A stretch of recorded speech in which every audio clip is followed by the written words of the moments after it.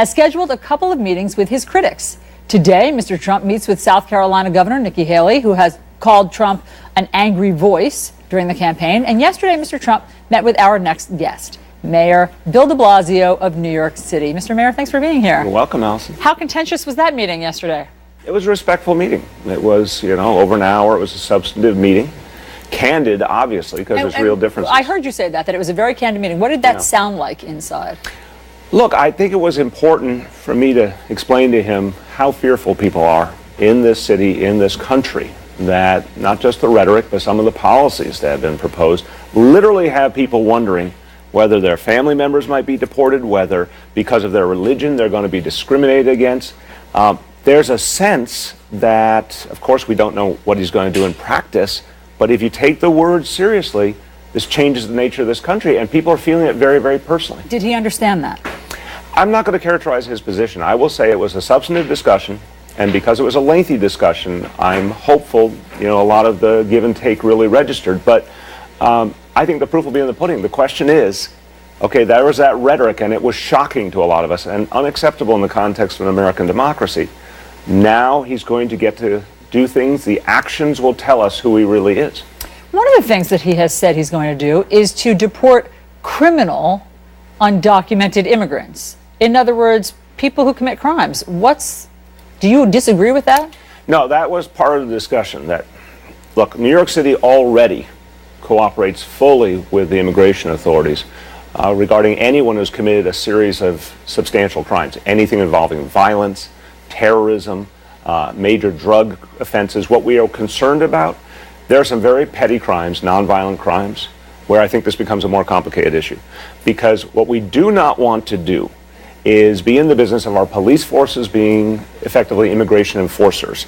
And talk to police chiefs around the country, they'll tell you this. Once people believe in the community that the police are there to effectively be immigration agents, the police lose their bond with a huge number of people in this country. Not just those who are undocumented, that's almost 12 million people, but all their family members and community members, and then the police can't do their job of keeping us safe. Got it. So you feel that you need these people. So you do not feel strongly about deporting people for petty crimes that are nonviolent. Exactly. Okay. And that is why New York and Chicago and other places, one of the reasons, are considered sanctuary cities. Yeah, and Allison, I think that term has been misused in many cases. The bottom line here is we've got a lot of people in this country who are part of our communities. The vast majority, undocumented immigrants and all immigrants, are law-abiding, going about their work. We see them all the time in workplaces, on the bus, on the subway. We don't even know who's documented, undocumented, obviously. We do not want to create a situation where there's a rift, where people fear to come forward to the authorities. For example, if someone witnesses a crime, I talked to my police commissioner about this. If someone witnesses a crime and they happen to be undocumented, we want them coming to the police to tell us about it. We do not want a situation where they fear if they give information to the police, they'll be deported. Okay, you make a compelling case. What happened when you made that case to Donald Trump? Again, I won't characterize his position, but I will say there was a real back and forth. And it was, again, a candid and open conversation. And part of what I'm appealing to here is I'm trying to help Donald Trump understand the voices of the people in his own city. He's a true New Yorker, I'll give him that. We have our differences, but he loves New York City. I want him to understand 8.5 million people I represent, what their lives are like and what their fears are in this situation, and that he understands not, I'd say we have to get outside the transition bubble at this point. I can only imagine all that he's dealing with. But remember the people in the city he comes from and what they're going through, and think about that before he pronounces policies going forward. Having had that conversation with him yesterday, do you still feel that he is dangerous and uniquely unqualified, as you said during the campaign about Nothing that I have said previously that I rescind, because, again, the proof will be in the pudding. Here's a guy who said a lot of things that were very hurtful and very troubling. If he's going to govern differently, okay, show us that. But, again, I will give him credit. We had a real meeting. That's important. It's important to listen to critics. It's important to listen to people who don't think like you, and he did that to his credit. But in the end, all we know is what he talked about in the campaign. He gave us a vision, and I was very clear about why I thought it was a troubling vision, and why for my 8.5 million constituents it does not work. Now he gets a chance to govern and to show us who he really is.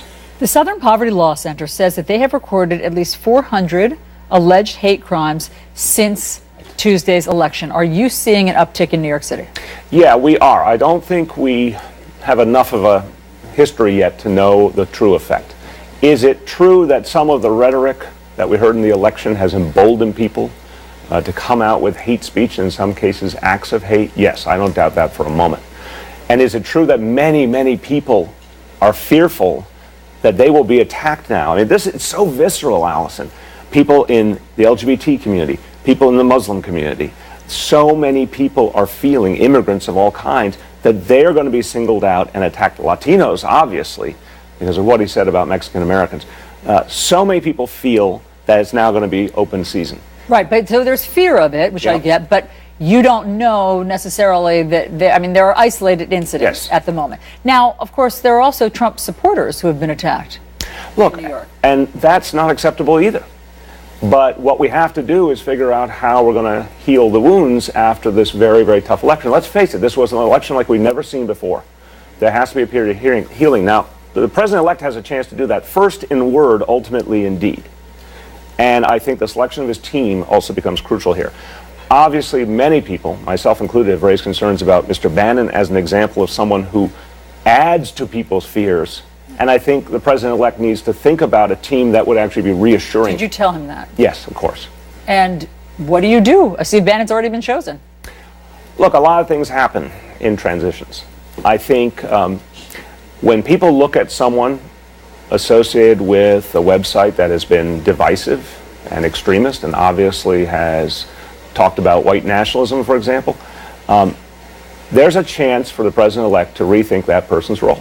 But you said those words to him. I said to him that I thought Mr. Bannon was sending a very wrong message and did not belong. What did he say? Again, I'm not going to characterize his position, but I do appreciate that there was a candid discussion.